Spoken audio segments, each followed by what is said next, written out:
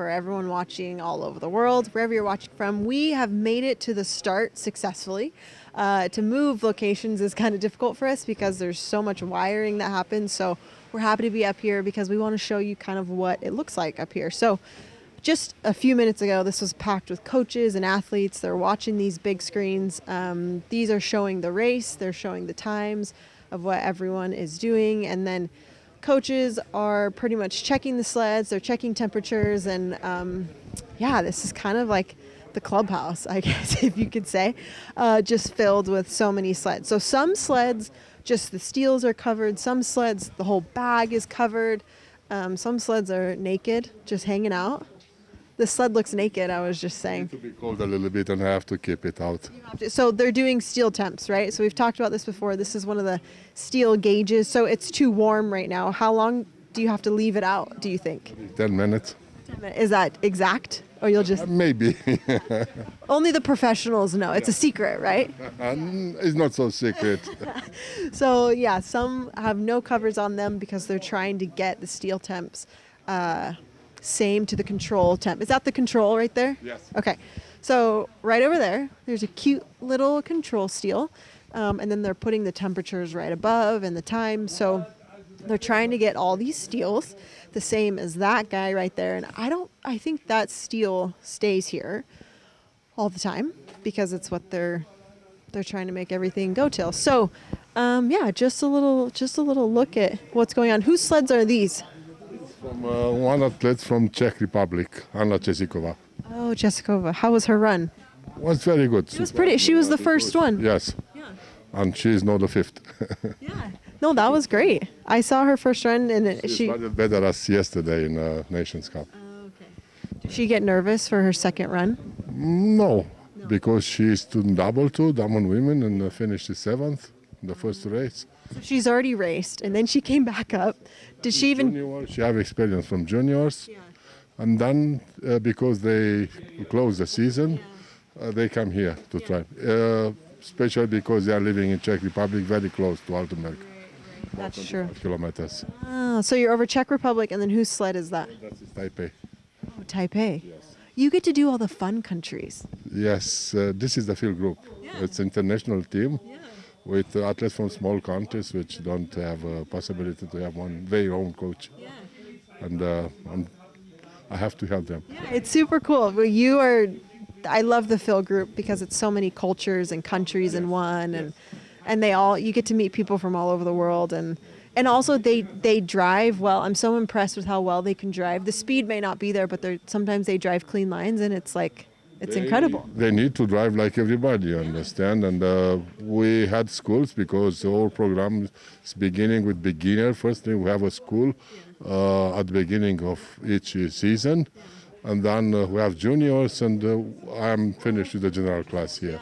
But unfortunately, this year, it's the first year after Olympics, and not so many athletes come. It's an easier job for you, less people to take care of. This year only. But we're looking to build it up. So if anyone wants to jump in, they just got to come seek out the FIL group, and they get to slide with you. And they get all your expertise. Yes, of course. Yes, of course. Yeah, they're so. I love it. Super cool. So. Yeah, the FIL group is really awesome actually because, like he mentioned, they don't really have the support of their countries. Like it's not like Chinese Taipei has a massive luge program. But they do have Lin Xin-rong, who's incredible, and she drives well. So they get one coach that covers all of the countries together. So this is Canada. Hi, Mandy. How are you? Fine. That's the U.S. start coach. He's also great. The Americans have very fast starts, so he's doing his job well. So want to talk about, these are the Canadian sleds right here. I asked Coach Robert Fegg if I could highlight them, and he said he was okay with it. I just want to point out first this glitter. This glitter is great. Is this Matt? This is Caroline's sled? I'm sorry, you shouldn't be touching that. I asked Coach Fegg, and I was like, can we talk about your sleds? And he said it was fine. I talked about you earlier because we interviewed Alex. It's not true. Yeah, it's all false. I was telling him how we've talked about him and how you say he's such an incredible athlete and how he's on your stuff. And anyways, we did a full deep. This is the Duncan Kennedy that we were talking about, DK. But I just want, so do you give me, I won't touch the sled, but I You wanted can touch the sled. It's fine. Okay. You've been around the block with these. You know what's going on. Did you make these? Is this your technology? Some of it. We tried to incorporate. It is a bit of a renaissance for us as far as the technical program goes. There were things we could not address with like the shell. We actually have new ones being built right now that we're going to be testing in Whistler this spring.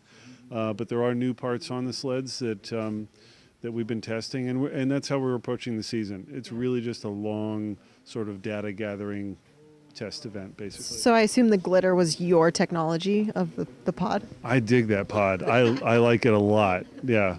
It's awesome. Yeah, it's good looking. I love the different personalities in the sled. I feel like it's happening more on tour. Like people are choosing different colors. Well, we're giving them free reign now and saying, okay, we can have it painted sort of a team color, or if you want to go out and have it painted yourself, pay for it yourself, whatever, or get a sponsor, go nuts, get creative with it, and hopefully next year we see even more. Yeah. So if you were to be sliding and do your own paint job, what would have you done? Hot pink. Okay. Absolutely. Naturally. Sure. Yeah. I mean, why not? I think I love pink, but no, I don't. That's a good question, actually. I'll get back to you on that one. Okay, get back to me, because for those of you that don't know, Duncan was one of the top athletes of his time back in around 90s. You had an incredible career. I actually just debriefed about your career with Tim Singer. Oh, okay. Yeah, I had a run. I had a run there for a while. He had a big run. It wasn't just a run. He was competitive with Marcus Brock, with Georg Hackl, with all the top guys. I was asking him all about it. I was like, tell me about this race, about Duncan, the whole thing. So, but now you switched your coaching, and the Canadians are lucky to have you. Have you enjoyed your time with Canada? I'm loving it. It's, good group. Yeah, good group of athletes. It's a young team, which is really exciting to work with. So they listen. Well, young athletes listen better, I feel. No, they do. But it's no, good group of athletes, and proud to be part of it. Cool. Well, you're doing incredible work. The Canada rebuild year, see them in a couple years. This is the year to rebuild. We've got 4 years to. We've got a few years. This is going to be a slow ramp up, so just wait. It's coming. They're coming in hot. Don't put Canada off. So, okay, I wanted to show this really quick. So we've talked about when people diamond paste their steels. I'll remind you what diamond paste is. So athletes will spend, actually Dylan, come.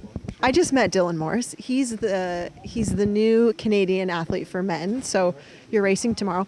I try and talk about steelwork with all these humans, but I don't think I properly do it justice as to like how much work it actually is. So can you put us in your words, like the tedious, terrible work of steelwork and your relationship to it, maybe? Yeah, it's like the whole season long we spend sanding our steels, getting every little bit we can, keep them as shiny, as polished as we can. And then there's the edges as well, like the edge angles, which is like tiny little degrees of the steel that you just gotta work on and find what works best for you and what's fastest, what's safer.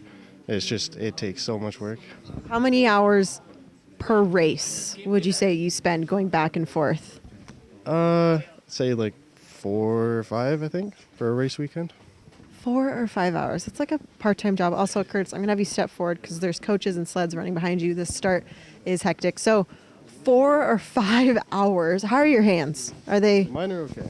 A few calluses, but it comes with the work. This is why you don't paint your nails in this sport, because they get all black and messed up when you do steel work anyway. So after you paste, explain what diamond paste is. It's basically like a really fine grit paste that you use, and it goes away within like 1 or 2 runs, but it just polishes it that tiny little bit more that you need for the race. Okay, so when you put on the paste, you'll put on covers. The Canadians have chosen to use towels. Some people use toilet paper, but this is a race-ready sled. They've done the work. After the first run, they go and repaste. You repaste the steels in between runs, right? The boxes are nicely taped. You want to cover any little gaps you have in these boxes because that will take time. You'll see little tape squares right there covering any little like indents of the paint. So that's really just a fine art on how to do these sleds, and sleds have been, our sport is all about sleds. So it was actually really cool. Earlier this week, we got to catch up with a Luge legend, Hans Rinn. We caught up with him in Ilmenau, and he broke down, again, my German is poor. His English was better than my German, but we got to debrief about Ilmenau and the fiberglass track and about sleds and what sleds were like when he was sliding. They certainly weren't looking like this. But yeah, Hans, and we caught up with him. Here's a little bit about it. He was such a cool guy.